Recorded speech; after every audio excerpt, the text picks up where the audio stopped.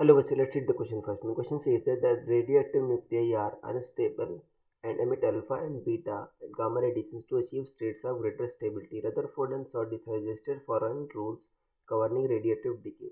First, algebraic sum of charges, atomic numbers before and after disintegration must be same.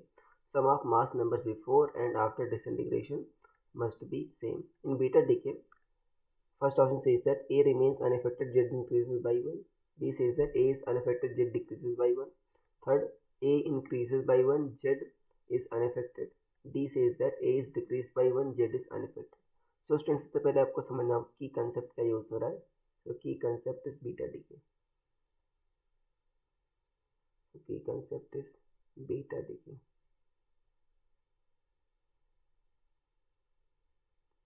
ये है आपका की concept. अब इस केस में देखो, आपका अगर मान लो एक न्यूक्लियाई है बच्चों ZXA,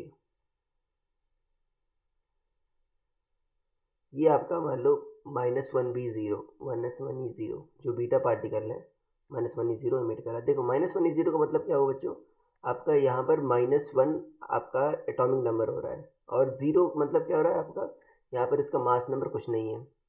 तो जो आपका एटम Y बनेगा, देखो दोनों तरफ बच्चों एटॉमिक नंबर सेम होना चाहिए.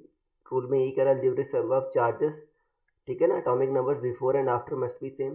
तो देखो डिसइंटीग्रेशन के पहले आपका Z था, अभी यहाँ पर -1 ऑलरेडी आ गया है. तो यहाँ पर बच्चों Z+1 होना चाहिए ना, तभी तो Z+1 -1 क्या होगा आपका Z आ जाएगा. तो यहाँ पर Z आपका एक बढ़ जाएगा.